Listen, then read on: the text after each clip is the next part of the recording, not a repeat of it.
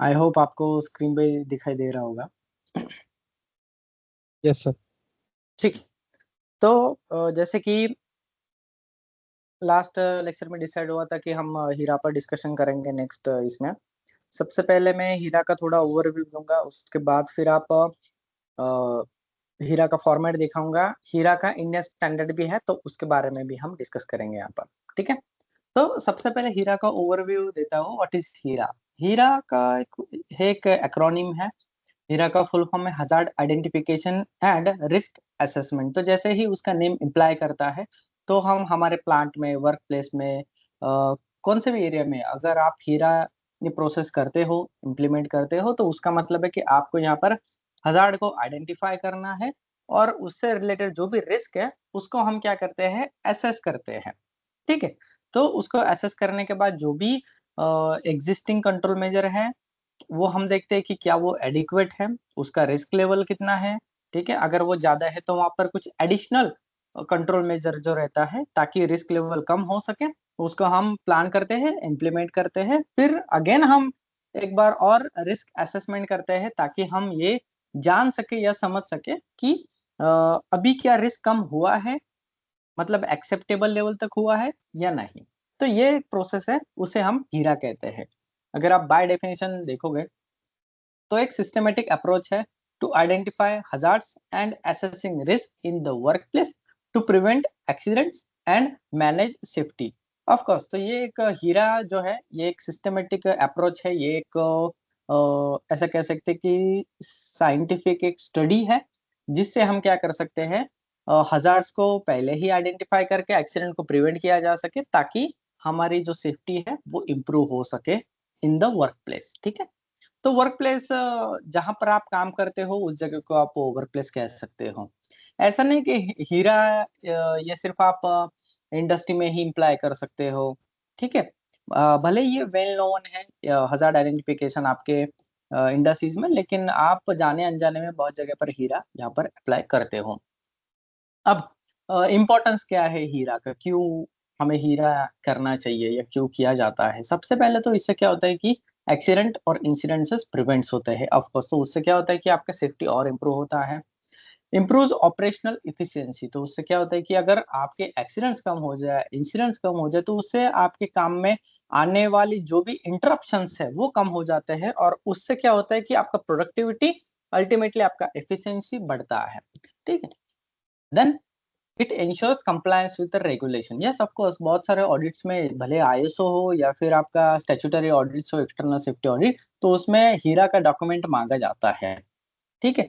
अब आप बोलोगे कि सर कौन सा कानून में लिखा है कि हीरा करना ही चाहिए? देखो, ये कोई भी कानून में नहीं लिखा है कि आपको हीरा करना चाहिए। लेकिन अगर आप फैक्ट्रीज एक्ट पढ़ोगे और उसमें सेक्शन 7A पढ़ोगे, तो वहां पर पहला ही क्लॉज दिया हुआ है कि जो भी ऑक्यूपायर है फैक्ट्री का, ठीक है, तो उसको अपना एम्प्लॉय के लिए वर्क प्लेस एक्सेप्टेबल लेवल तक सेफ कराना पड़ेगा, मतलब कि रिस्क लेवल जो है वो उतना कम कराना पड़ेगा। तो ये कैसे मेक श्योर होगा? आप सेफ्टी को, एक्सेप्टेबल रिस्क को इतना कम कैसे करोगे एक्सेप्टेबल लेवल तक? क्योंकि रिस्क को जीरो करना ये इम्पॉसिबल है। ये मैं आगे आपको बताऊंगा क्यों ये इम्पॉसिबल है। तो एक्सेप्टेबल लेवल तक रिस्क रिड्यूस कैसे करोगे और ये कैसे मेक श्योर करोगे कि वो रिड्यूस हो चुका है? तो वो जानने के लिए हीरा एक प्रोसेस है गाइस। ठीक है। इवन दो आप अगर देखोगे तो फैक्ट्रीज एक्ट में ऑडिट भी नहीं लिखा हुआ है, और मैं एक्ट की बात कर रहा हूँ जो कि सेंटर का है, मैं रूल्स की बात नहीं कर रहा हूँ। रूल्स सेंटर वाइज होता है, तो फैक्ट्री एक्ट में ऑडिट का भी लिखा हुआ नहीं कि फैक्ट्री ने ऑडिट करना चाहिए वगैरह, लेकिन फिर भी क्यों किया जाता है? क्योंकि वहां पर सेक्शन 7A ये कहता है कि आपको जो भी वर्क प्लेस है वर्कर्स के लिए वो सेफ कराना पड़ेगा। तो आपने वर्कर के लिए वर्क प्लेस या फिर फैक्ट्री सेफ की है, या फिर वर्कर को काम करने के लिए ये जगह सेफ है, या फिर ये वर्क प्लेस या फिर ये फैक्ट्री सेफ है, ये आप कैसे कह सकते हो? ओरली कोई भी ऑक्यूपायर कहेगा कि नहीं नहीं मेरी फैक्ट्री तो बहुत सेफ है, क्या इससे प्रूफ होगा कि वो फैक्ट्री सेफ है? नहीं। इसके लिए कुछ आपको डॉक्यूमेंट्री एविडेंस कराने पड़ेंगे, और and it should be third party. तो इसीलिए थर्ड पार्टी का ऑडिट कराना, तो ऑडिट में वही चेक करता है गाइस और कंक्लूजन में वही देता है वो। आप समझ रहे हो? तो यही है हीरा और ऑडिट, जो भी आप समझो। तो अगेन हम हीरा की तरफ मुड़ते हैं।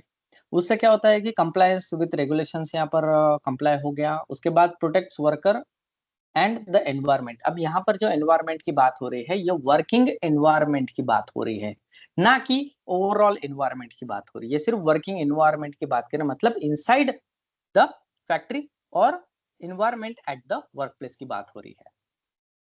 अब हीरा किस तरीके से कर, अब मैं जान गया कि भाई हीरा क्या है, ठीक है, उसके बेनिफिट्स क्या है, क्या इंपॉर्टेंस है उसका, क्यों कराना चाहिए, अब मुझे करना है, ठीक है, तो फिर मैं क्या करूँ? अब मैं आपको इसके बारे में भी बताऊँगा, ये 7 स्टेप हीरा मैं जनरली करता हूँ और एक प्रैक्टिकल अप्रोच भी बताऊँगा कि जब मैं प्लांट में जाके हीरा करता हूँ, तो मेरा अप्रोच क्या रहता है। मैं 2 तरीके से हीरा करता हूँ, तो उसके बारे में आगे डिस्कस करूँगा और आपसे भी जानना चाहूँगा कि अगर आपने आज तक किया है, तो आप किस तरीके से हीरा करते हो? तो सबसे पहला ये है कि आइडेंटिफाई द एक्टिविटी और एरिया। क्या आपको हीरा करना है, तो क्या पूरे प्लांट का हीरा करना है या स्पेसिफिक वर्क प्लेस का करना है या फिर स्पेसिफिक एक्टिविटी का ही करना है?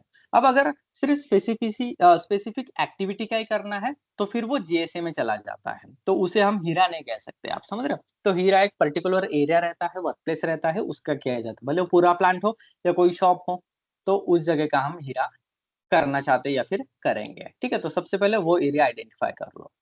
दूसरा, अब उस एरिया में जाके आपको सबसे पहले क्या करना है, जितना भी हज़ार्ड्स है वो आइडेंटिफाई करो। अब आपको पता है कि हज़ार्ड्स के 9 टाइप्स होते हैं। मैकेनिकल हो गया जो कि मशीनरी से रिलेटेड है, बायोलॉजिकल हो गया जो कि आप समझ रहे हो बैक्टीरिया वायरसेस से रिलेटेड है, ठीक है? फिर उसके बाद इलेक्ट्रिकल हज़ार्ड्स है जो कि इलेक्ट्रिसिटी से रिलेटेड है, केमिकल हज़ार्ड है जो कि केमिकल से रिलेटेड है, एर्गोनॉमिक्स हज़ार्ड जो कि मैनुअल लिफ्टिंग या फिर मैनुअल वर्किंग के रिलेटेड है, उनके पोस्चर से रिलेटेड है।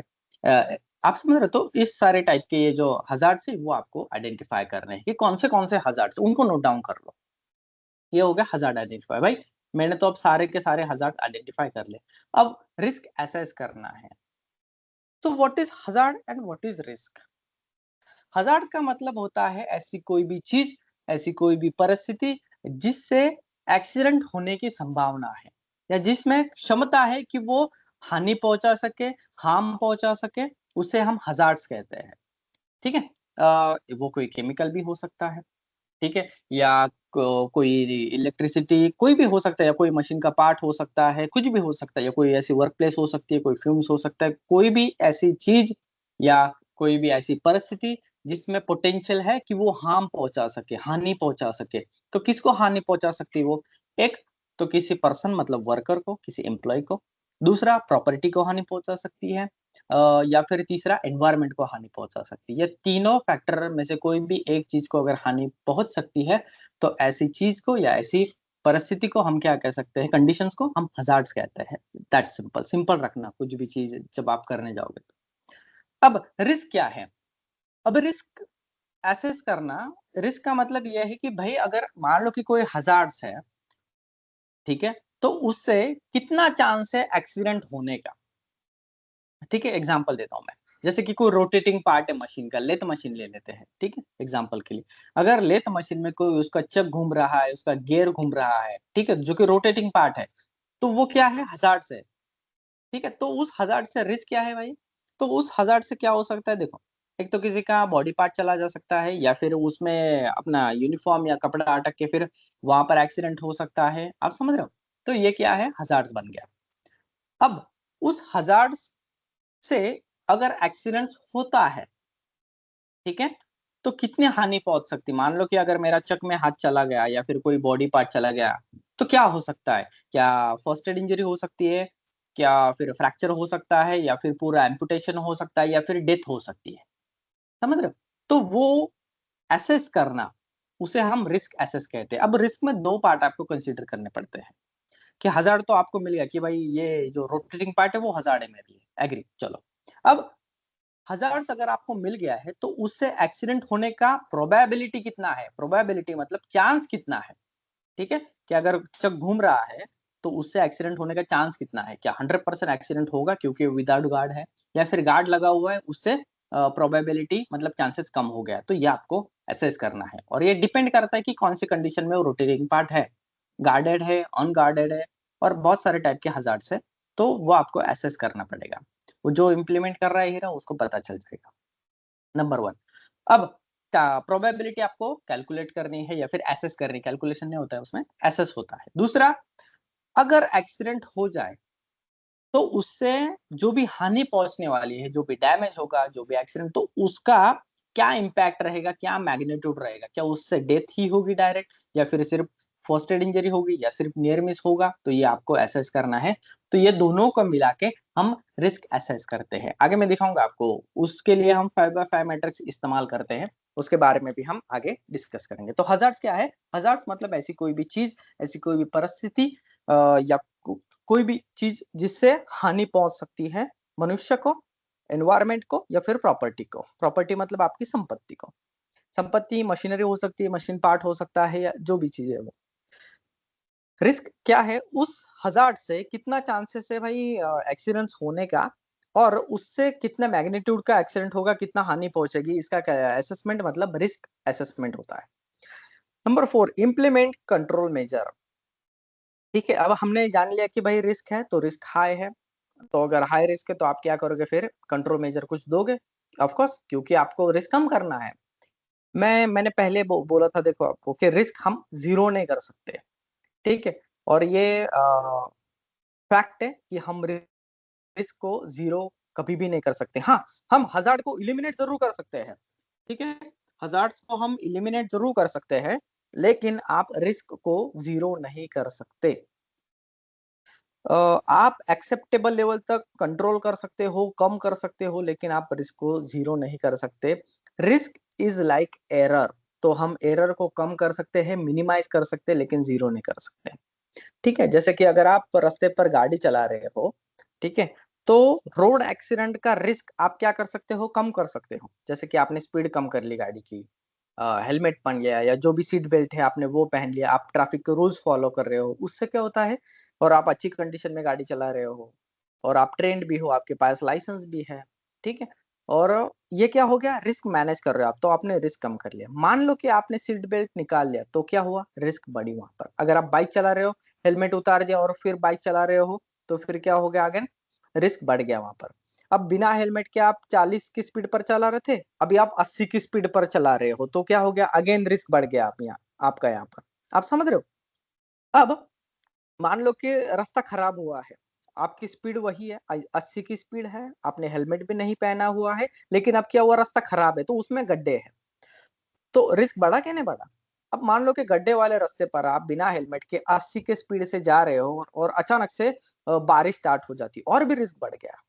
ठीक है, अब बारिश तो बारिश, अब ट्रैफिक भी और भी बढ़ गया, तो उससे क्या होता है कि रिस्क बढ़ता ही जा रहा है अभी। अच्छा, अब आप जब बाइक चला रहे हो, चाहे वो 10, 20, 30 की स्पीड से चलाओ, क्या आप मुझे ऐसा गारंटी दे सकते हो क्या कि एक्सीडेंट नहीं ही होगा? आप या कोई भी पर्सन ऐसा नहीं कह सकता कि सर रोड एक्सीडेंट की गारंटी मैं नहीं ले सकता। क्यों? क्योंकि वहां पर रिस्क है। लेकिन हाँ, आप जब 40 की स्पीड पर गाड़ी चला रहे हो, जब आप हेलमेट पहन रहे हो, सारे रूल्स फॉलो कर रहे हो, ठीक है, तो क्या हो रहा है? आपने रिस्क को एक्सेप्टेबल लेवल तक कम कर दिया है। आप समझ रहे हो? क्योंकि अगर आप रिस्क को जीरो ही करोगे, तो फिर किस आपको गाड़ी पूरा रोकना ही पड़ेगा, तो आप काम नहीं कर पाओगे। आप समझ रहे हो? तो इसलिए एक्सेप्टेबल लेवल तक ही आपको रिस्क को मिनिमाइज करना है। ठीक है? तो दिस इज़ इट। तो इसलिए आप रिस्क को ज़ीरो नहीं कर सकते हो। Risk will be always there. आप कितना भी कंट्रोल मेजर करा सकते हो। उसके बाद होता है monitor and review. Of course आपको मॉनिटरिंग करना पड़ेगा, रिव्यू करना पड़ेगा। अब क्या मॉनिटरिंग करना पड़ेगा?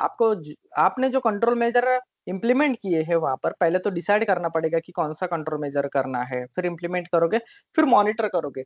या जो भी मैंने सेफ्टी कंट्रोल मेजर यहाँ पर इम्प्लीमेंट किया है, क्या वो इफेक्टिव है? क्या उससे सच में रिस्क कम हुआ है? अगर हुआ है तो कितना कम हुआ है?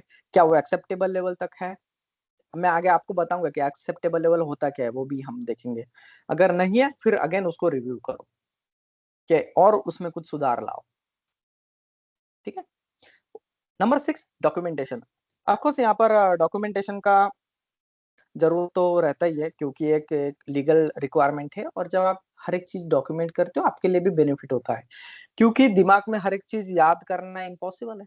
डॉक्यूमेंटेशन से ही ये सारा चीज़ होता है। डॉक्यूमेंटेशन है ही इसलिए कि जो आपके दिमाग में वो उतारो उस पर, और आप जब चाहो तब ये कर सकते हो, उसका रेफर कर सकते हो। रवि जी, यस, आपने रेज हैंड किया है, पूछिए।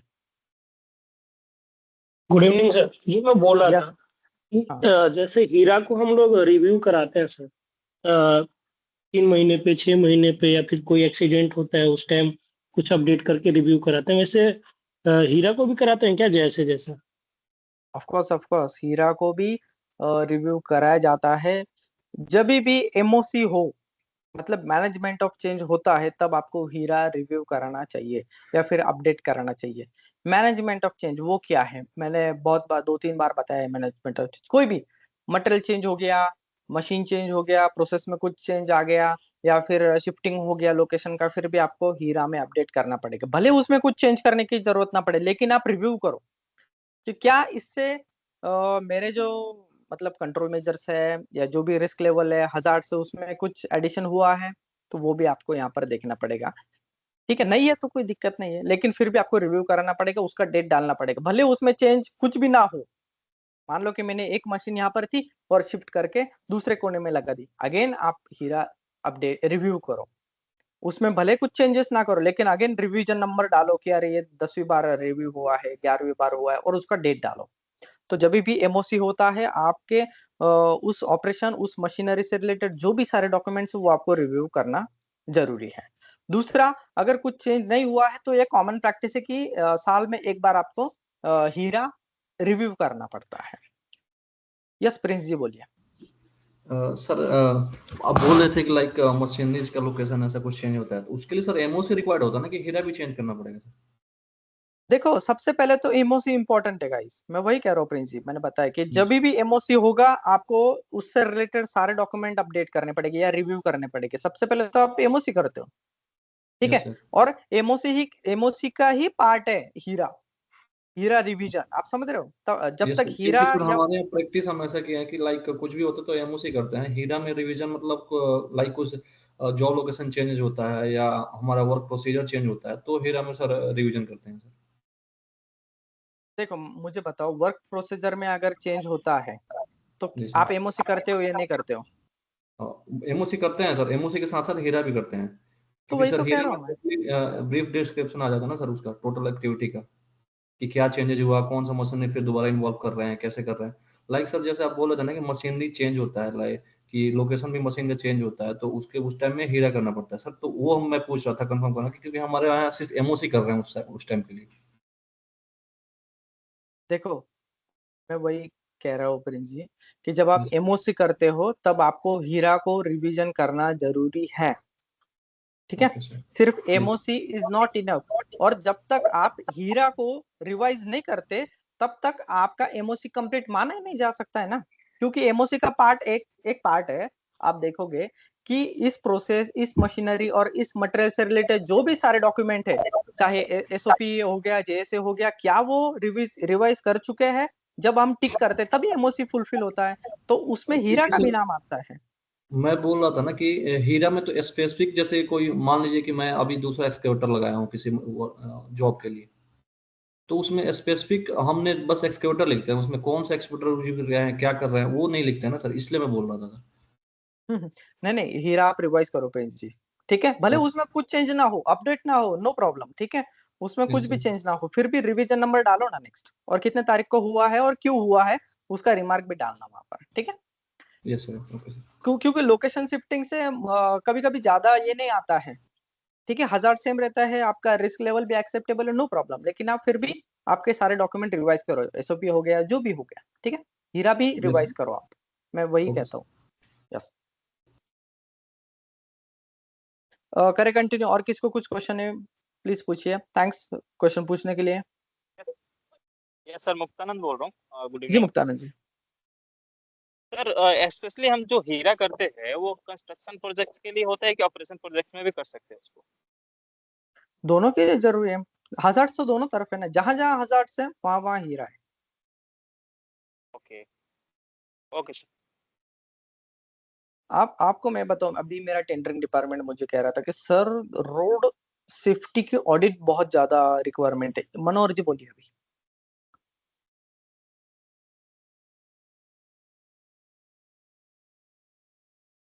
मनोहर जी, you raise hand, you can ask question. Okay, yes sir. Sir हम हीरा जो करते हैं सर, ये तो ओवरऑल एग्जामिन करते हैं लोकेशन का,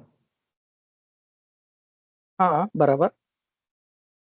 और जेएसए तो स्पेशल फॉर द एक्टिविटी के लिए होता है ना सर? करेक्ट। जेएसए और जेएचए एक ही है, job safety analysis, job hazard analysis. ये स्पेसिफिक एक्टिविटी से रिलेटेड होता है, जैसे कि ग्राइंडिंग हो गया, कटिंग हो गया, बिलिंग हो गया, या कोई भी ऑपरेशन हो, एक्सकेवेशन हो कंस्ट्रक्शन में। जेएसए एक स्पेसिफिक एक्टिविटी के लिए है। हीरा एक कॉम्प्रहेंसिव स्टडी रहता है, उसमें वर्क प्लेस या एरिया लिया जाता है, उसमें जो जो ऑपरेशन से जो जो एक्टिविटी हो रहा है उस सब का मिलके हीरा डॉक्यूमेंट होता है। मैं आपको सैंपल भी दिखाऊंगा आगे। यस सर, मैं देखा हूँ सर, लेकिन यहाँ पर एक्टिविटी लिखा हुआ है फर्स्ट में सर, इसके लिए थोड़ा कंफ्यूजन हो गया था। यहाँ देखो मैं, आइडेंटिफाइड एक्टिविटी लिखा हुआ है। ठीक है, मैं जब एक्सप्लेन कर रहा था शायद आपने सुना नहीं कि एक्टिविटी और एरिया वहां पर वो रह गया शायद उसमें पुट करना। Okay okay okay sir. Okay. अब यस, और कोई किसी को कोई क्वेश्चन है? ये लो, ठीक है।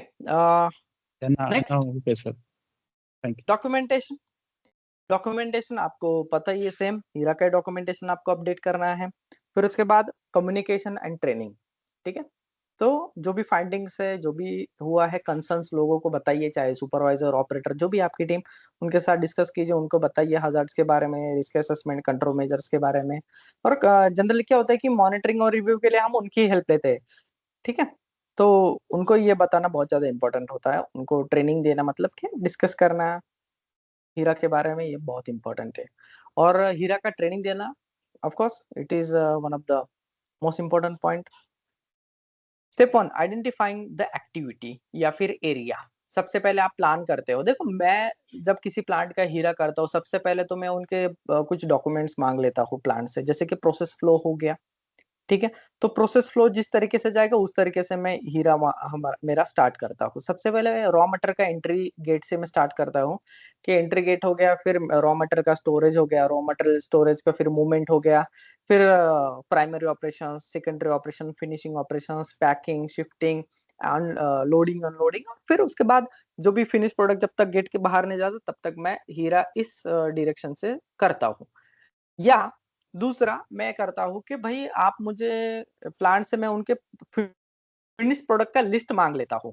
ये मुझे बहुत इफेक्टिव लगा। मैं ये दोनों तरीके से मैं ट्राई करता हूँ कि मुझे मेरे पास लिस्ट होता है उनके फिनिश प्रोडक्ट का, कि आपके भाई प्रोडक्ट्स क्या है ये बताओ मुझे।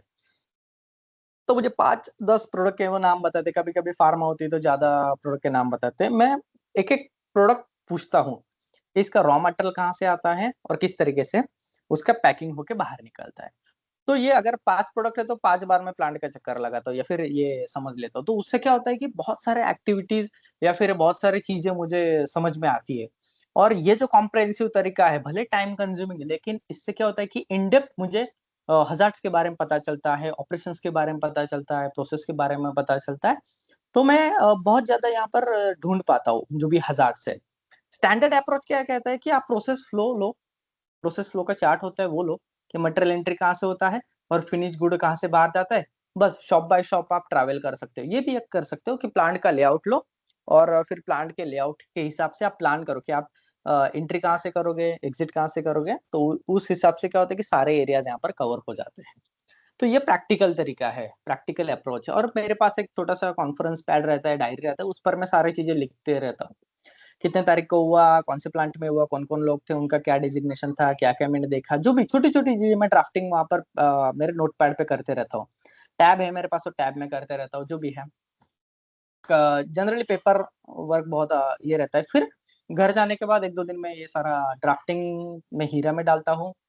फिर उन प्लांट के लोगों को हीरा का ड्राफ्ट दिखाता हूँ, फिर उसमें कुछ चेंजेस वगैरह अपडेशन करके फिर फाइनल हीरा का जो रहता है फॉर्मेट वो सबमिट कर देता हूँ। कुछ प्लांट में हीरा एग्जिस्टिंग रहता है उनका, तो उससे मुझे बहुत हेल्प मिल जाती है। अगर नहीं है फिर मुझे बहुत ज़्यादा काम करना पड़ता है। या आप भी हो, आपको पता है जब आप सेफ्टी कल्चर खड़ा करते हो, डेवलप ही करते हो, मान लो कि इस प्लांट में हीरा ही नहीं है, तो आपको पूरा नया स्क्रैच से करना पड़ता है।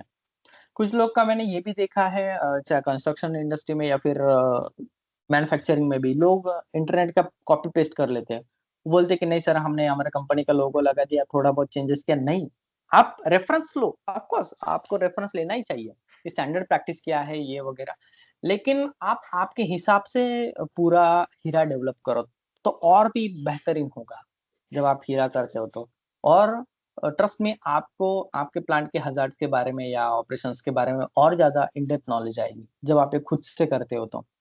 हाँ, कुछ लोग बोलते हैं कि सर टाइम ही नहीं मिलता है, ये लोग बोलते हैं कि एक दिन में इतना हीरा करो वगैरह वगैरह, तो यस आई कैन एग्री। कभी-कभी अपडेशन होता है, अपडेशन के लिए कम टाइम दिया जाता है, तो वो भी चीज़ें हैं। लेकिन मेरा तो तरीका यही है, प्रोसेस फ्लो लो, उनका लेआउट प्लान ले लो और प्लान करो कि आप किस तरीके से पूरा फैक्ट्री विज़िट करोगे। या फिर अगर किसी स्पेसिफिक शॉप के लिए है, बिल्डिंग के लिए, फिर आप बिल्डिंग में क्या-क्या डिपार्टमेंट है वगैरह, तो उसके हिसाब से आप प्लान कर सकते हो। या फिर तीसरा एक बेस्ट तरीका मैं मानता हूँ कि आप उनके सारे जो भी फिनिश प्रोडक्ट्स हों, उनकी लिस्ट ले लो और एक-एक प्रोडक्ट किस तरीके से मैन्युफैक्चर हो रहा है, वो पूरा प्रोसेस समझो। छोटी-छोटी चीज़ें समझो कि ट्रॉली का मूवमेंट है, तो वो भी देखो आप, कि अगर ये ट्रॉली यहाँ पर है, उस पर हम बॉक्स रखेंगे और यहाँ पर लेके जाओ, तो किस तरीके से लेके जाते हो, किस तरीके से वो पर्सन बॉक्स को उठाते हैं, ये इन डिटेल आप देखो, ऑपरेशंस होते हुए देखो। क्योंकि जब तक आप देखोगे नहीं अपने आँखों से, तब तक आप समझ नहीं पाओगे। फिर उसके बाद ही आपको जो भी हज़ार्ड से वो आइडेंटिफ़ाई होंगे। और दूसरा मैनेजमेंट को सबसे पहले ये डिस्क्लेमर दे दो कि देखो हम आपकी गलतियाँ निकालने नहीं आए हैं। आपका और हमारा गोल एक ही है कि कंपनी को सेफ कराया जाए और सेफ करते हुए जल्द से जल्द काम को किस तरीके से खत्म किया जाए ये देखना है।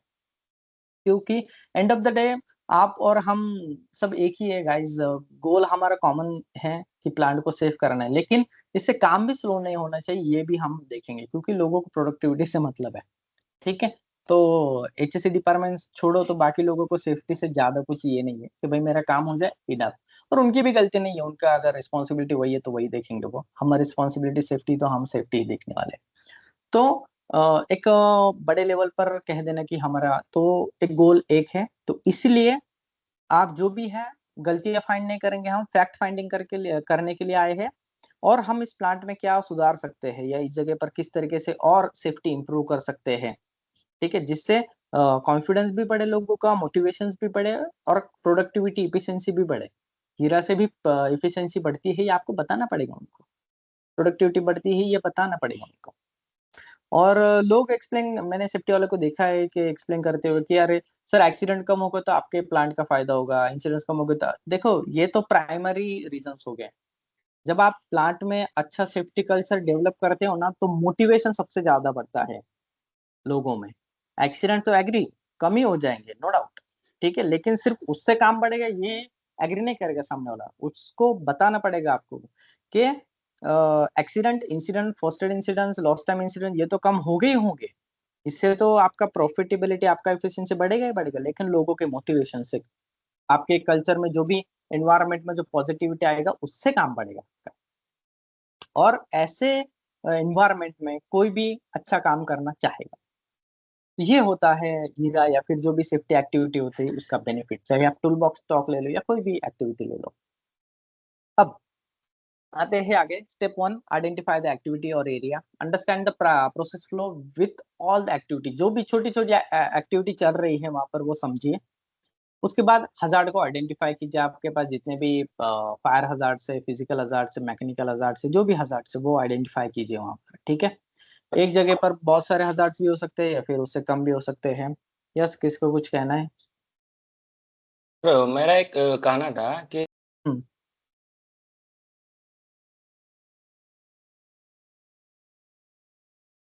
बोलिए, बोलिए।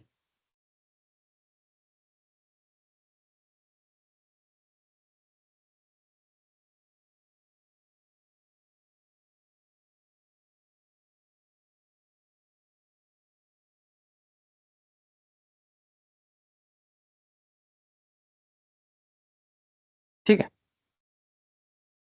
मेरा आवाज़ अब तक आ ही रहा होगा शायद।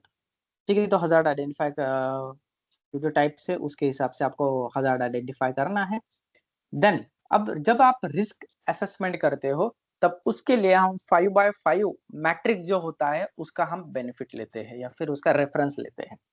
5/5 मैट्रिक्स में क्या है गाइस, देखिए 5/5 मैट्रिक्स में क्या है कि एक जगह पर मैंने बोला था कि हजार्ड जो भी है उसके वजह से कितना चांस है कि एक्सीडेंट हो, ठीक है, तो उससे हम प्रोबेबिलिटी देखते हैं। जैसे कि आपको एक रेटिंग देना है कि कभी नहीं हो सकता या बहुत रेयरली चांस है, लाखों में से एक की वो हो सकता है, ठीक है। दूसरा, 2 रेटिंग कब देना है प्रोबेबिलिटी का कि नॉर्मल सर्कमस्टांसेस में शायद नहीं होगा। तीसरा है 3 रेटिंग देना है कि कभी-कभी हो भी सकता है। Number 4 expected to occur at some time, yes उससे ज्यादा चांसेस है कि होने का। और नंबर 5 नॉर्मल सर्कमस्टांस में एक्सीडेंट होने का चांस है। एग्जाम्पल, मैं एक हीरा कर रहा था, वहां पर लेथ मशीन पर गार्ड ही नहीं था, ठीक है, ड्रिल मशीन देखा, मतलब ऐसा मान लो कि एक भी मशीन ऐसा नहीं था कि जिस पर गार्ड था, एक्सेप्ट कि वो नया सीएनसी मशीन मिलिंग वगैरह जो लाया था प्लांट में, तो उस पर गार्ड था क्योंकि वो डिजाइन होके ही मैन्युफैक्चरर ने ही उनको गार्ड दिया था, डोर ही था, तो वहां पर गार्ड की जरूरत ही नहीं थी। बाकी सारे मशीन जो थे, चाहे वो ग्राइंडर मशीन ले लो, ड्रिलिंग मशीन ले लो, लेथ मशीन ले लो, एक भी मशीन पर गार्ड नहीं था। इसका मतलब ये है कि एक्सीडेंट नॉर्मल सर्कमस्टांसेस में होना तय है, तो उसके लिए मैं प्रोबेबिलिटी 5 दूंगा। अगर उस पर गार्ड लगा होता तो मैं सीधा 2 प्रोबेबिलिटी देता क्योंकि चांसेस अभी कम हो चुके हैं, या फिर 3 दे देता। आप समझ रहे हो? तो this is how you must assess, calculate नहीं बोलना है आपको, एसेस करना है, अंदाजा लगाना है। और एक आध आगे पीछे होगा नो डाउट, लेकिन आप अंदाजे से सही प्रोबेबिलिटी मापना या फिर उसे देना। दूसरा, जब आप रिस्क कैलकुलेट करते हो, दूसरा पैरामीटर रहता है कि उसका सेवेरिटी कितना है या उसका इम्पैक्ट क्या होगा, ठीक है। तो जैसे कि इम्पैक्ट में हम एक कब देंगे कि कोई भी मतलब मेडिकल ट्रीटमेंट या फर्स्ट एड की जरूरत पड़े, सिर्फ मेडिकल ट्रीटमेंट की जरूरत नहीं है, बहुत ही छोटी सी खरोच आई है, माइनर इंजरीज है, छोटा बैंडेड लगा के भी काम हो सकता है, तो उसके लिए अगर इतना सेवेरिटी है तो फिर आप 1 रेटिंग दे सकते हो। दूसरा, अगर उससे कोई इलनेस हो सकती है, इंजरी हो सकती है जिससे मेडिकल ट्रीटमेंट की जरूरत है, जैसे कि फर्स्ट एड वगैरह, तो फिर वहां पर आप क्या कर सकते हो, 2 रेटिंग दे सकते हो। और अगर हॉस्पिटलाइजेशन की जरूरत आ जाए तो फिर उसको 3 रेटिंग दे सकते हो। नंबर 4 में अगर वो पर्सन जैसे कि डिसेबल हो जाए, ठीक है, तो उसे आप 4 रेटिंग दे सकते हैं, एम्पुटेशन भी हो सकता है उसमें। और नंबर 5 अगर फैटेलिटी या फिर कैजुअलिटी हो जाए, एक या उससे ज्यादा, तो उसको आप सेवरिटी में 5 रेटिंग देना। और जब ये दोनों का मल्टीप्लीकेशन होगा तब इसमें से कुछ आपको एक नंबर मिलेगा, ठीक है, इस टेबल में से। तो फिर वो जो भी नंबर आया है तो कौन से क्लास में फॉल होगा इन तीनों में से, तो ये आपको देखना है। जैसे कि अगर 1 से 4 तक अगर आपका रिस्क का असेसमेंट मतलब रिस्क का रेटिंग आता है असेसमेंट के बाद, तब समझना कि ये लो रिस्क है, ठीक है। तो वहां पर ऐसा मानते हैं कि ये रिस्क एक्सेप्टेबल लेवल तक कम है, ठीक है। इसका मतलब ये है कि जो भी आपने एग्जिस्टिंग कंट्रोल मेजर लिए हैं वो एडिक्वेट है, लेकिन उसको मेंटेन करने की जरूरत है उसी तरीके से। उस एरिया में ज्यादा आपको कुछ करना नहीं, टाइम वेस्ट नहीं करने वहां पर। दूसरा एरिया होता है उससे ज्यादा मॉडरेट रिस्क, मतलब ऐसा एरिया जहां 5 से लेके 12 तक का रेटिंग आ जाए, 5 to 12, ठीक है, 12 तक का अगर रेटिंग आ जाता है तो वो मीडियम रिस्क या मॉडरेट रिस्क माना जाता है। देखो यहाँ पर आपको कुछ एडिशनल अपडेशन की जरूरत है, ऑलरेडी कंट्रोल मेजर है वहां पर, लेकिन कुछ वहां पर आपको अपडेशन की जरूरत है, ताकि उससे क्या होगा और रिस्क कम हो जाए और फिर ये ग्रीन जोन में चला जाए। इसके लिए आपको कुछ बेसिक सी चीजें यहाँ पर आपको करनी पड़ेगी, ठीक है, क्योंकि मीडियम रिस्क भी वहां पर ये नहीं एक्सेप्टेबल नहीं है, तो कोशिश करो कि सारे के सारे ऑपरेशन आपके लो रिस्क में चले जाए। देन आता है हायर रिस्क एरिया, जिसमें रेटिंग होती है 15 से लेकर 25 तक, ओके। तो इस एरिया में सबसे ज्यादा आपको प्रायोरिटाइज करना है। कहां पर भी हीरा में अगर ये मिल जाए कि भाई ये है हाई रिस्क है, सबसे पहले उस एक्टिविटी को रोको या फिर इमीडिएट एक्शन लेने की जरूरत है वहां पर, इमीडिएट एक्शन लेने की। तो इमीडिएट एक्शन लोगे, इमीडिएट कंट्रोल मेजर जब आप अप्लाई करोगे, डिसाइड करोगे, इंप्लीमेंट करोगे, तो उससे क्या होगा, रिस्क कम होगा और फिर वहां पर वो हाई रिस्क से लेके मीडियम रिस्क या फिर डायरेक्टली लो रिस्क में चला जा सकता है। ओके, आपकी कोशिश रहनी चाहिए कि मेरे सारे के सारे ऑपरेशंस लो रिस्क में हो। अब रिस्क का रेटिंग करने के लिए आपको क्या करना है, हजार्ड कंट्रोल करना है। रिस्क एसेस कर लिया आपने भाई, अब आपको क्या करना है, हजार्ड पर कंट्रोल करना है। तो फिर जब आप कंट्रोल मेजर अप्लाई करते हो तो किस तरीके से अप्लाई करते हो, आपकी सोच क्या होनी चाहिए, इसलिए एक हायरार्की बनाई गई है। तो इसलिए सबसे पहले आपको इलिमिनेशन के बारे में सोचना है कि जो भी हजार्ड है, जो भी खतरा है, भाई उसको पूरी तरीके से हटा ही दो। इसके लिए आपको कोशिश करनी चाहिए। अब ये हर केस में पॉसिबल नहीं है। ये मोस्ट ऑफ द केसेस में पॉसिबल कब होता है, जब आपका प्लांट डिजाइन स्टेज में हो, जब मशीन पूरी प्लानिंग स्टेज में हो, डिजाइन स्टेज में, तब आप इलिमिनेट कर सकते हो। लेकिन जब ऑपरेशन स्टेज में हो तब आप हजार्ड्स को इलिमिनेट करना मतलब बहुत ही हार्ड रहता है, ऑलमोस्ट ना के बराबर होता है। ठीक है, चलो भाई मैं इलिमिनेट नहीं कर सकता हूँ तो सेकंड ऑप्शन क्या है उसमें हायरार्की में, तो मेरा है कि सब्स्टिट्यूशन, मतलब रिप्लेस द हजार्ड। जैसे कि हाई हजार्ड कुछ मटेरियल है तो क्या उससे मैं लो हजार्ड मटेरियल का इस्तेमाल कर सकता हूँ क्या। एग्जाम्पल, जैसे कि एक फैब्रिकेशन कंपनी थी, तो उस फैब्रिकेशन कंपनी में क्या होता है कि वेल्डिंग जॉइंट्स क्लीनिंग करने के लिए वहां पर जो है कोरोसिव केमिकल का वो इस्तेमाल कर रहे थे। तो वो हमने नोट डाउन किया, तो उनको बोला कि क्या इससे अलावा नॉन कोरोसिव, जिससे नॉन फ्यूमलेस ऐसा कुछ केमिकल आप ये कर सकते हो क्या इसके लिए। तो बोले सर हमें नहीं पता। मैंने उनको रिकमेंड किया कि आप ढूंढो मार्केट में, आप पूछो कि क्या नॉन कोरोसिव और नॉन या फिर फ्यूमलेस ऐसा कुछ केमिकल मिलता है क्या वेल्डिंग या फिर जॉइंट्स क्लीनिंग के लिए, तो अगर ऐसा है तो आप इम्प्लीमेंट करो, और उनको मिला। ठीक है, तो फिर वो केमिकल वो इस्तेमाल कर रहे थे। तो पहले ज्यादा हजार्डस केमिकल था, अब वो लो हजार्ड केमिकल यहाँ पर इस्तेमाल कर रहे हैं वेल्डिंग क्लीनिंग के लिए। तो उससे क्या हो गया, हजार्ड क्या किया मैंने, सब्स्टिट्यूट कर दिया जो भी हजार्ड था।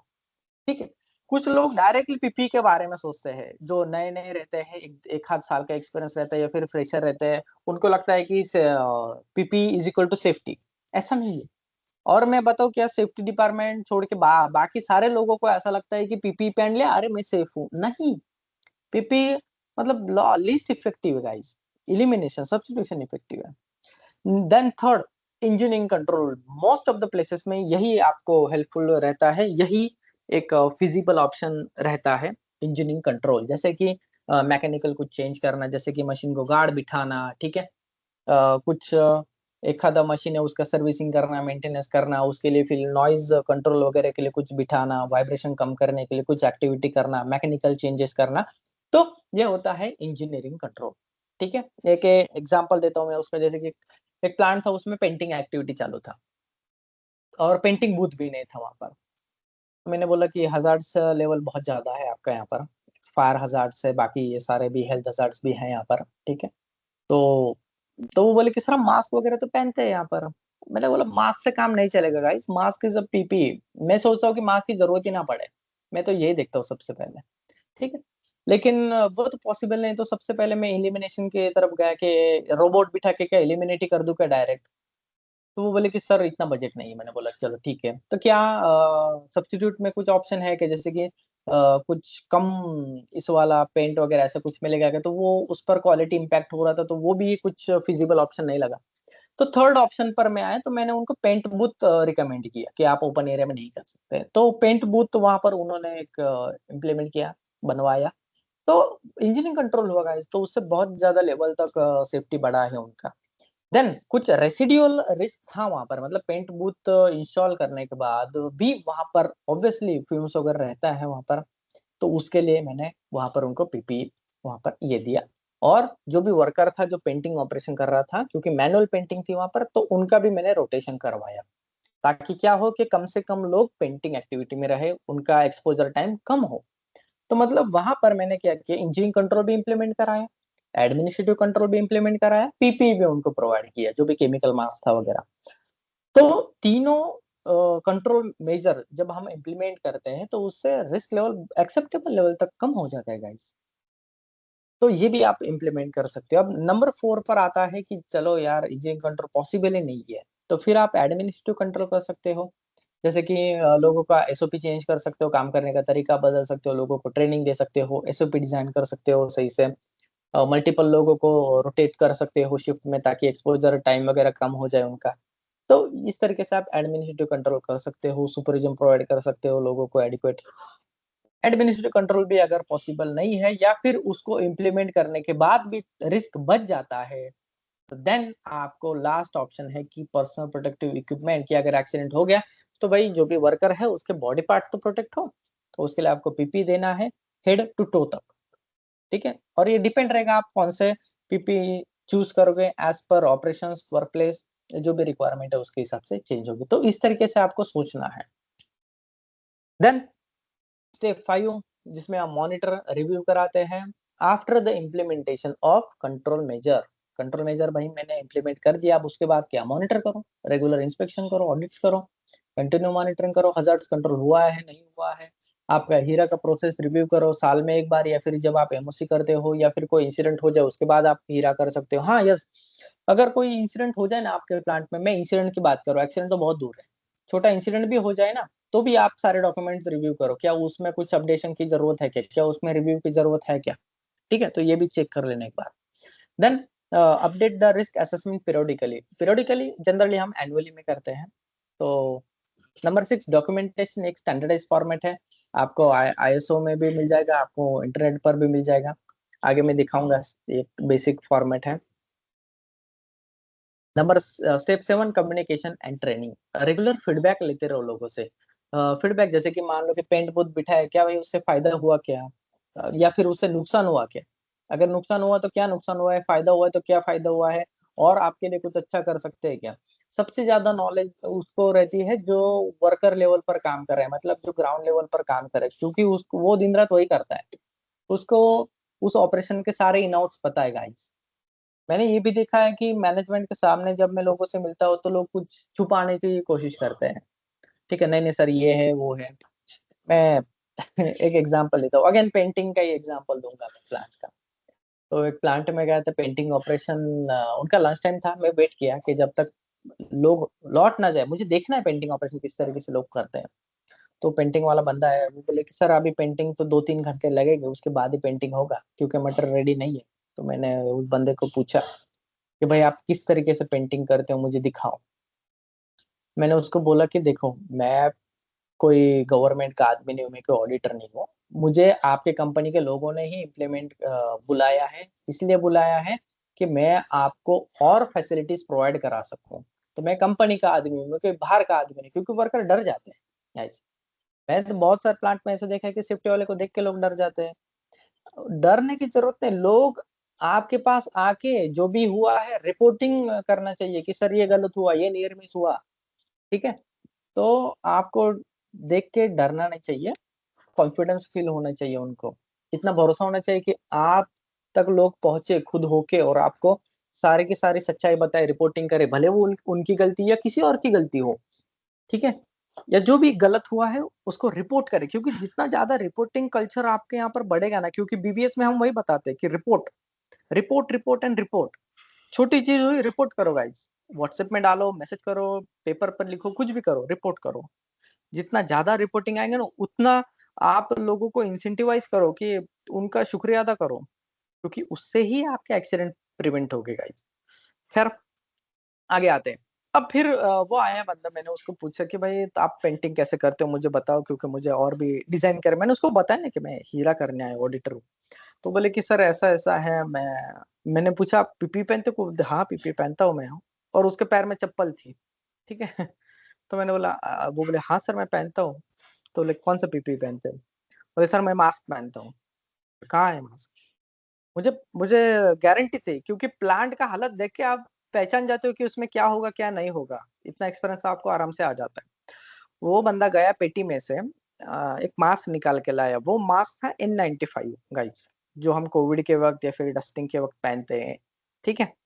N95 मास्क वो पहन रहा है पेंटिंग ऑपरेशंस के लिए, ठीक है। मैंने बोला पहन के दिखाओ, मैं मास्क देखते ही मैं पहचान गया कि इसको जो भी कान के पीछे अटकाने का जो डोरी रहता है वो डोरी नहीं है।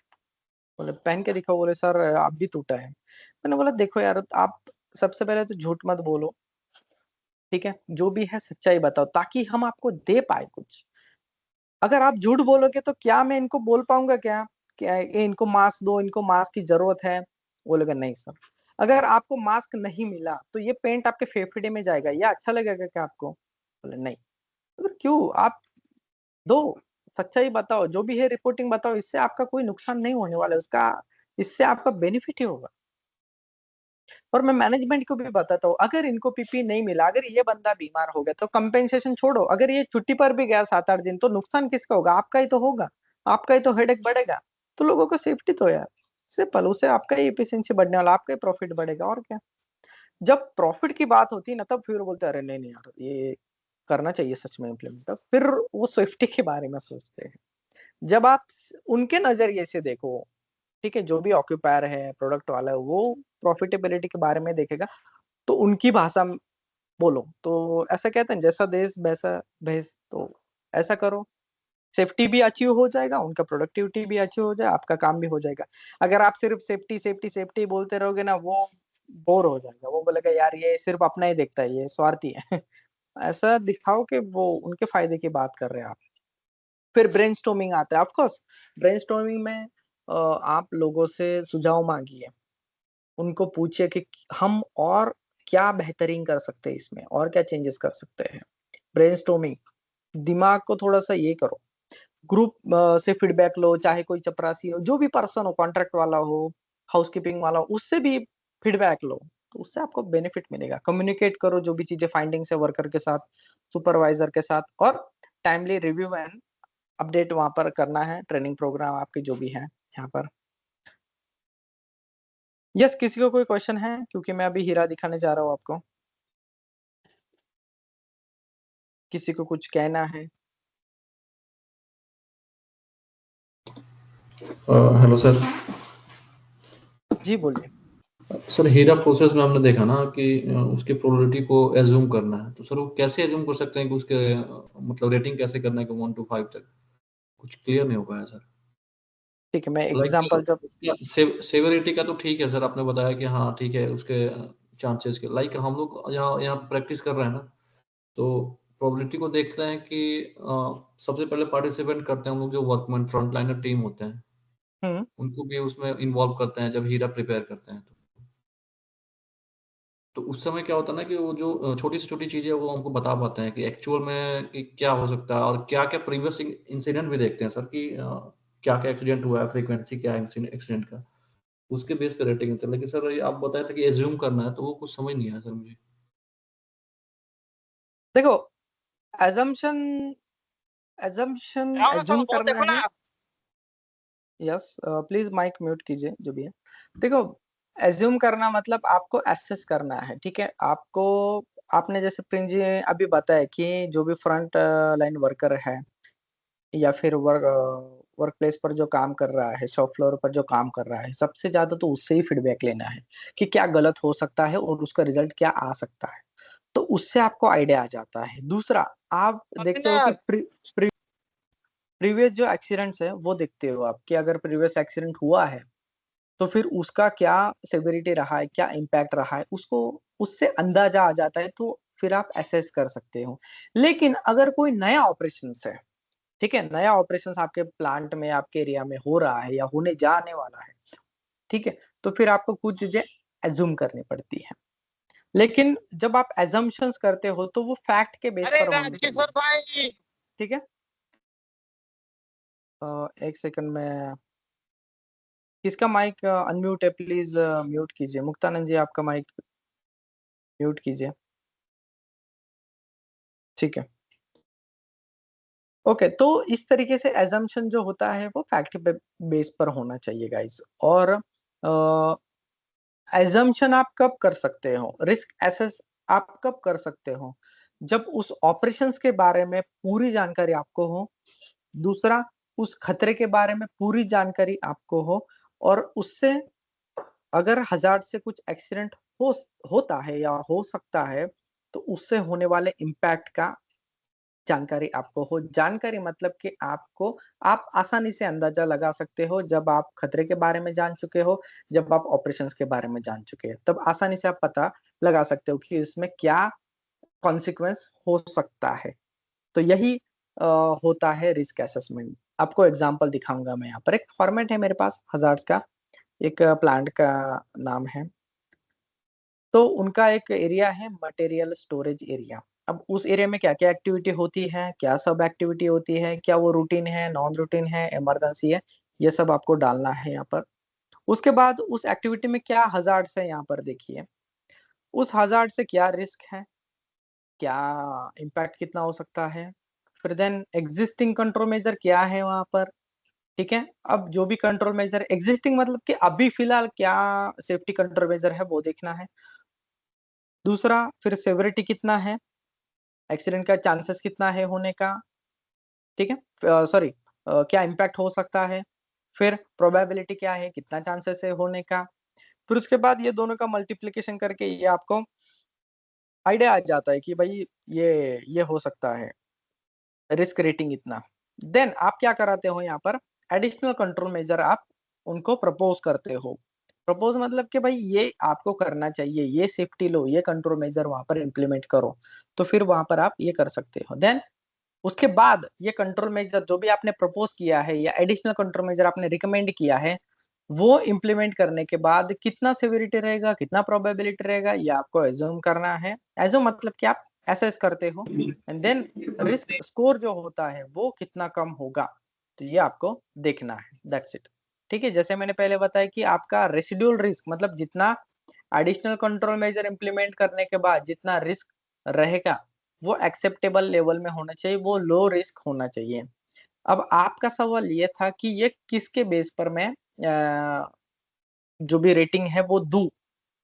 ठीक है, तो उसके लिए अगेन आप स्लाइड में आपको शेयर करने वाला हूँ। तो उसमें जब आप रिस्क असेसमेंट का स्लाइड देखोगे तो उसमें सारा चीजें लिखा हुआ है कि प्रोबेबिलिटी आपको कब किस तरीके से देनी है, 1 to 5 रेटिंग के क्या रेफरेंस है, कब देनी है, और सेवेरिटी कब देनी है 1 to 5। तो सेवेरिटी तो बहुत आसान है, लेकिन प्रोबेबिलिटी में लोग गलती कर देते हैं कि क्या चांसेस है, कितना चांसेस है एक्सीडेंट होने का। सेवेरिटी तो एजम हो जाता है या फिर एसेस कर लेते हो आप।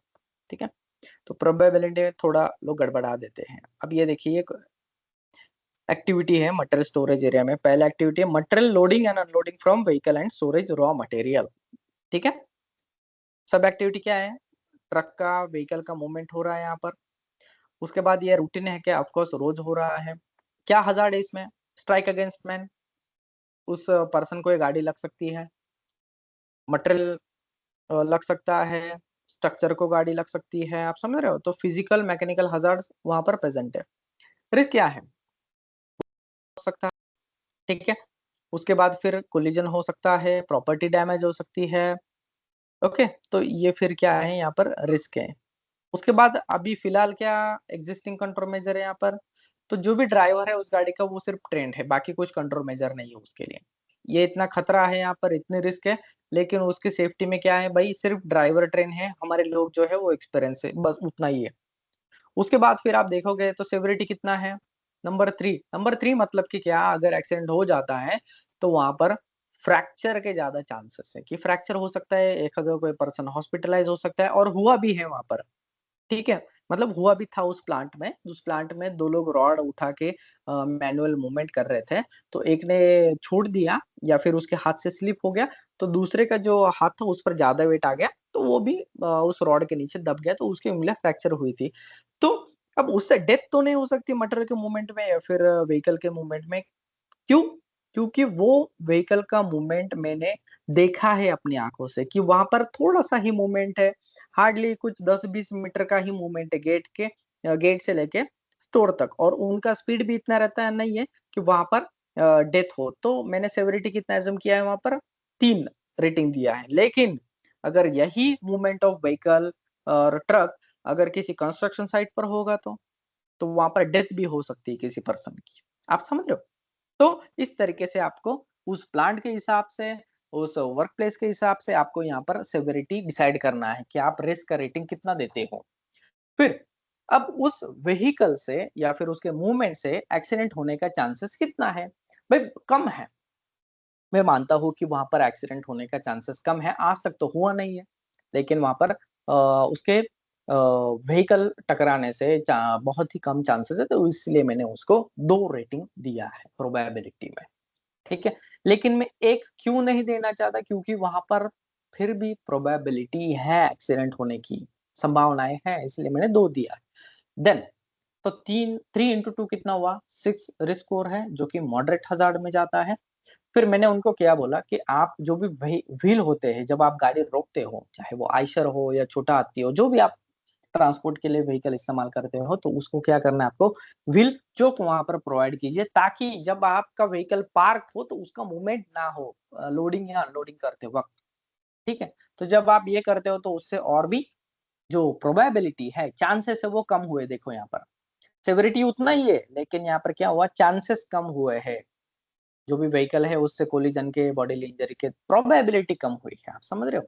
तो उससे क्या होगा, व्हीकल मूवमेंट हॉल्ट हो जाएगा। और यहाँ पर 3 सॉरी 3 यहाँ पर होना चाहिए। तो इस तरीके से आप यहाँ पर इसका रेटिंग दे सकते हो। देन अब इसमें से यहाँ पर फ्लैगमैन भी सिर्फ, बोल सकते हैं ना, जी बोलिए, फ्लैगमैन भी तो डाल सकते हैं सर मूवमेंट के टाइम में। क्या क्या फ्लैगमैन? जैसे जी, आप एडिशनल कंट्रोल मेजर में आप व्हील चोक या फिर फ्लैगमैन भी दे सकते हो। ठीक है। क्योंकि सर इसमें और मेन चीज है ना, मूवमेंट है ना व्हीकल का, तो व्हील चोक से तो उतना इफेक्टिव लग नहीं रहा है सर। ओके, व्हील चोक और आप पार्किंग के लिए है सर।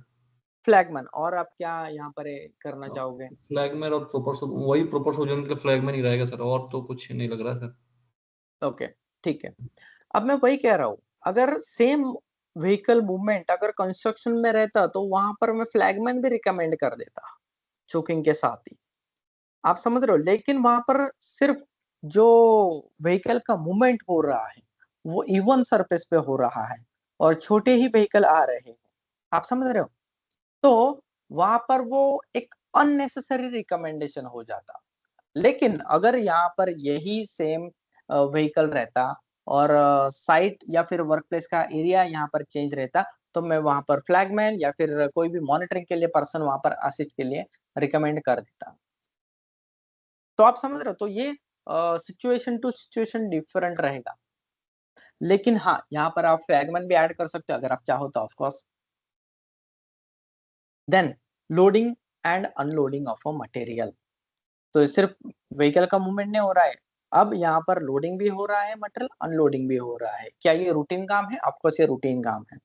तो फिर क्या हो सकता है यहाँ पर हजार्ड्स? भाई मटेरियल गिर सकता है, ठीक है, कोई व्यक्ति गिर सकता है, जो भी वर्कर है वो गिर सकता है।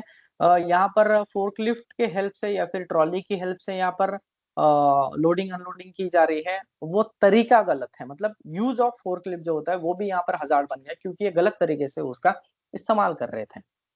उसके बाद फिर in appropriate use of forklift for loading.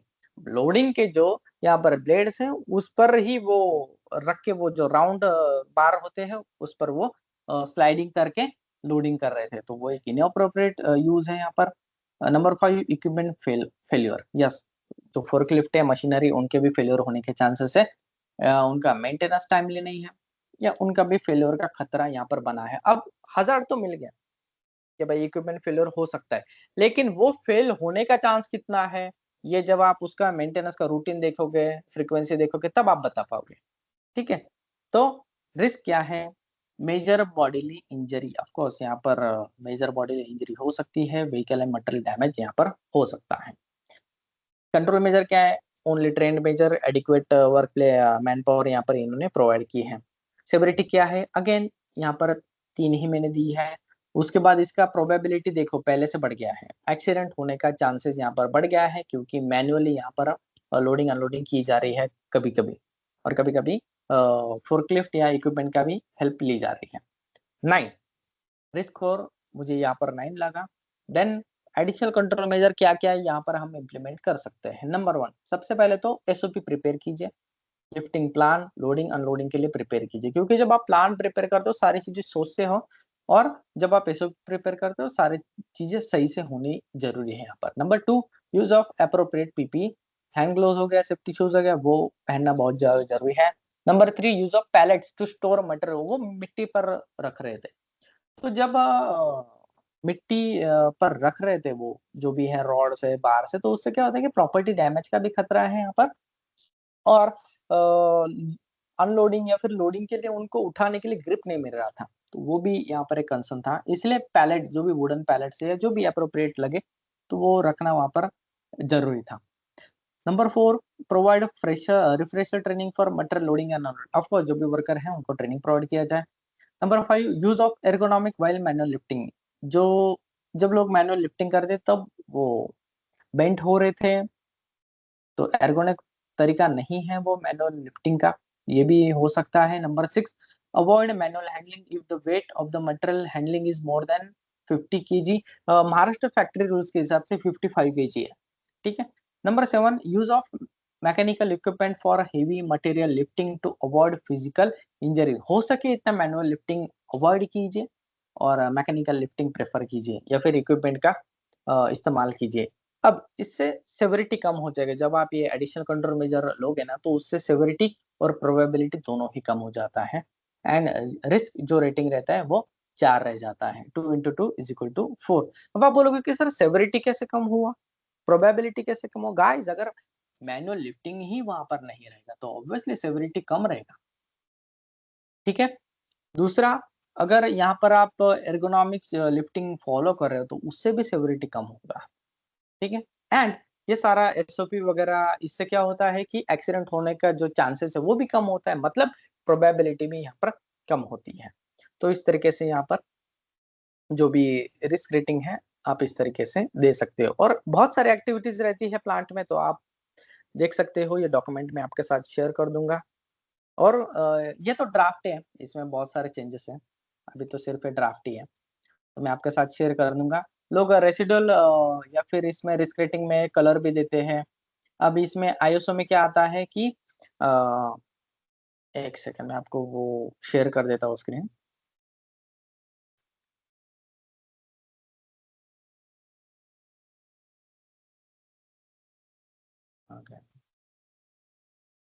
Impact and assessment, ठीक है, ये स्टूडेंट्स ने शेयर किया, थैंक्स टू यू। के यहाँ पर अगर आप देखोगे हीरा के फॉर्मेट में, ठीक है, तो यहाँ पर एस्पेक्ट और इम्पैक्ट, तो ये दोनों कॉलम ऐड हो जाते हैं। जी पप्पू जी बोलिए। Sir good evening. जी गुड इवनिंग। सर मैं ये बोल रहा था कि जैसे कि आपने हीरा में हजार्ड हजार्ड का भी रखने का सर स्टेप होता है क्या? हजार्ड्स का रखने का मतलब मैं समझा नहीं। नहीं मैं आपने इसके पहले जो हीरा का फॉर्मेट दिखा रहा था सर, हम्म। उसमें हजार्ड जैसे कि हम लोग आइडेंटिफाई कर रहे हैं, तो उसका मतलब स्टेप होगा क्या? जैसे ये पहले हजार्ड आइडेंटिफाई करेंगे, उसके बाद ये स्टेप, ऐसा कोई स्टेप है क्या उसमें?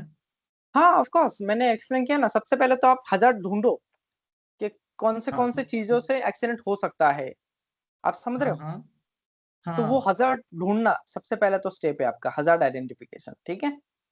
हाँ हाँ फिर दूसरा स्टेप है कि आप उस हजार्ड से कितना चांसेस है एक्सीडेंट होने का वो देखो, ठीक है।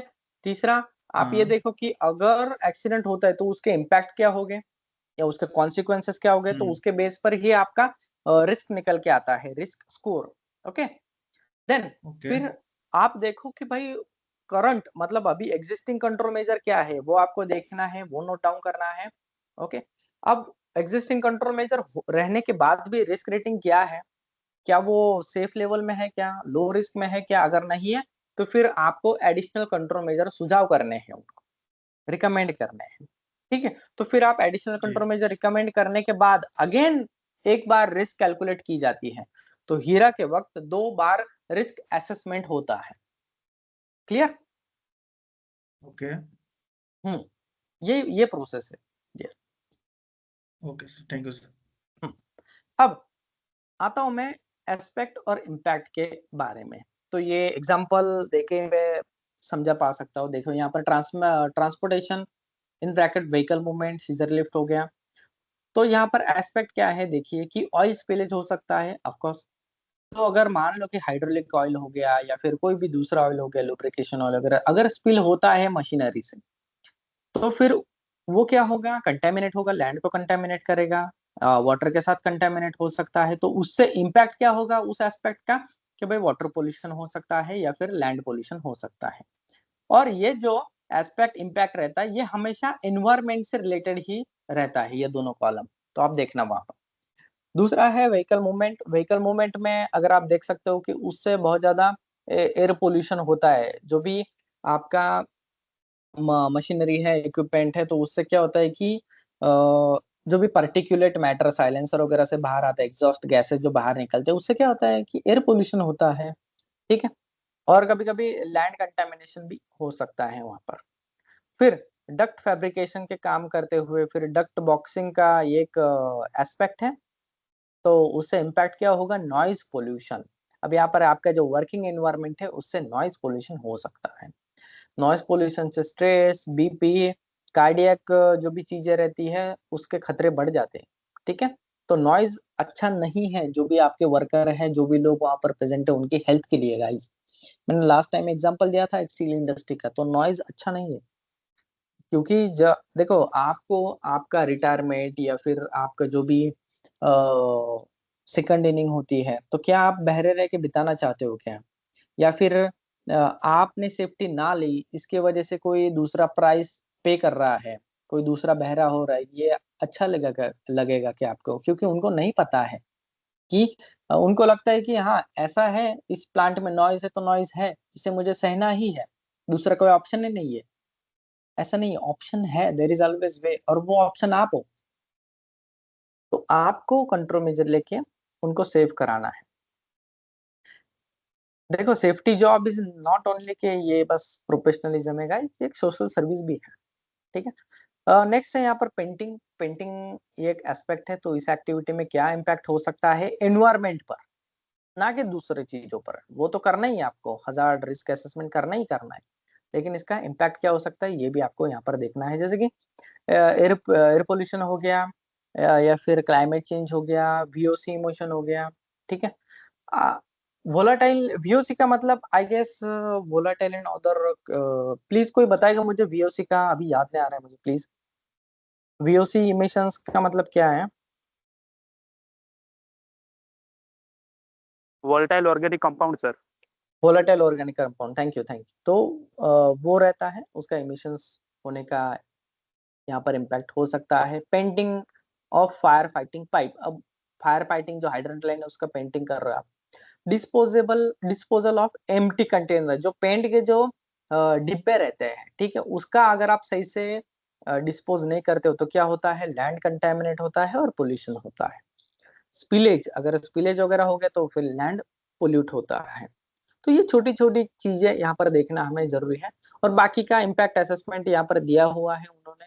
और ये एक देखिए, ये पूरा मास्टर डॉक्यूमेंट है, और उसमें इम्पैक्ट और एस्पेक्ट ये सारा चीजें यहाँ पर दिया गया है। देखो, जनरेशन ऑफ डस्ट हो गया, व्हीकलर मूवमेंट वगैरह, नॉइज हो गया, वाटर हो गया, लैंड हो गया। तो ये 3-4 कंपोनेंट आपको देखने हैं। ठीक है, लैंड और इमरजेंसीज, जनरली 4 कंपोनेंट देखे जाते हैं, एयर, नॉइज, वाटर और लैंड, ये देखिए। और नंबर 5 इमरजेंसीज हो गया।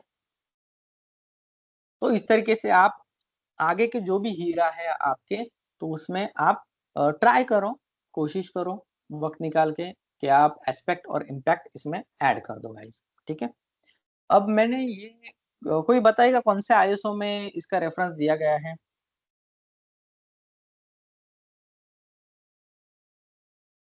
इम्पैक्ट असेसमेंट का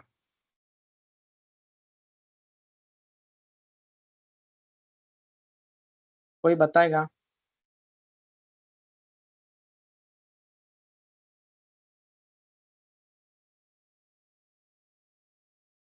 ओके, अब यहाँ पर आईएसओ 45001 और 14001, अगर ये दोनों भी आपके पास अपडेट है तो वो देखिए आप।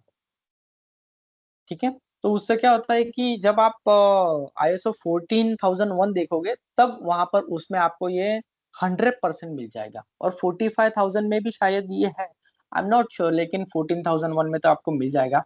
मैंने उसका पढ़ा था कहीं, क्लॉज नंबर 6.1.23 ऐसा कुछ है, आप देखिए 14001 में देखिए आप।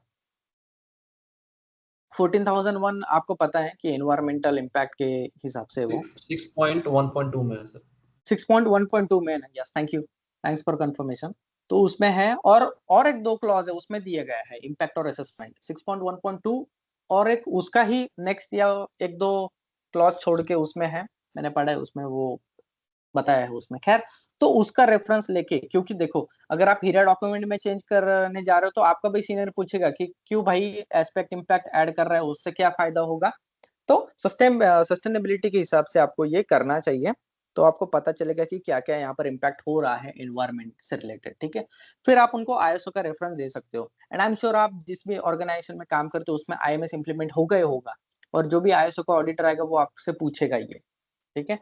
जिनको नहीं पता है वो शायद भूल जाएंगे, लेकिन ये आपका भी जिम्मेदारी है कि वो दिखाए, क्योंकि ऑडिटर या जो भी है कंसल्टेंट वो भी सीखता ही है आपसे, ठीक है। यस, आज हम यही रुकेंगे, आपको मैं ये सारे फॉर्मेट वगैरह शेयर कर दूंगा। कोई डाउट है इसमें प्लीज मुझे आप सर बता सकते हो। और सर मैं अभी जो हीरा, ये हाँ बोलिए बोलिए प्लीज बोलिए। अभी जो ये फॉर्मेट दिखा रहे हैं, हाँ ऐसा तो सर सिविल में यूज नहीं होता है क्या, एस्पेक्ट इम्पेक्ट कट करके? ये सिविल का ही है गाइस। सर मेरे तो साइड पे ऐसा कुछ नहीं है सर, बस देखो हीरा ही मैं, चलता है वो वाला। स्पेशली कंस्ट्रक्शन साइट के लिए है ये। ठीक है मैं वही कह रहा हूँ आपको कि आप देखिए, आप कोई भी वर्क साइट पर इसे इम्प्लीमेंट कर सकते हो। क्या आपको इंडियन स्टैंडर्ड दिखाई दे रहा है मेरे स्क्रीन के ऊपर, जी हजार्ड जी identification risk yes assessment, sir, yes sir. ठीक है। अब यस सर। इसका इंडिया स्टैंडर्ड नंबर है 18347 2023, लेकिन ये केमिकल इंडस्ट्रीज के लिए नहीं है गाइस, ठीक है। ये अदर देन केमिकल इंडस्ट्रीज छोड़ के जो भी है उनके लिए ये एप्लीकेबल रहेगा। तो इसमें सारा डेफिनेशंस वगैरह सब दिया है, बहुत अच्छा डॉक्यूमेंट है, आप देखोगे तो आप में स्कोप वगैरह सब समझ जाएगा क्या क्या है क्या क्या नहीं है, कौन सी स्टेप आपको फॉलो करनी है, और टर्मिनोलॉजीज कौन से इसमें दी गई है। ये देखिए IS 156 में सारे डेफिनेशंस दिया गया है। तो आप देखोगे क्या क्या प्रिंसिपल्स है, किस तरीके से करना, work description, hazard identification, is risk acceptable, अगर नहीं है तो वापस आपको करना है जो भी है। तो आप पढ़िए, 16 पेजेस का डॉक्यूमेंट है, आपको बहुत अच्छा आइडिया आ जाएगा कि किस तरीके से ये परफॉर्मा होगा, उसका क्या क्या प्रोसेस रहेगा। तो आप जब इम्प्लीमेंट करोगे ना तब आपको ये देखना है। और जब आप रिस्क असेसमेंट करते हो तो उसके लिए भी क्या हो सकता है क्राइटेरिया, ये भी आप देख लेना है। यहाँ पर ये देखो कैटेगरीज ऑफ हजार्ड्स भी दी गई है यहाँ पर, बायोलॉजिकल, फिजिकल, टॉक्सिक रिलीज, ये भी आपको देख लेना है, ठीक है। आई होप आपको हीरा के बारे में थोड़ा सा आइडिया आ गया होगा आज के लेक्चर से। आई एम श्योर आप ऑलरेडी करते होगे इम्प्लीमेंट, और भी अच्छे प्रैक्टिस वहां पर इम्प्लीमेंट करने की कोशिश करोगे आपके प्लांट में। किसी को कुछ शेयर करना है प्लीज बताइए।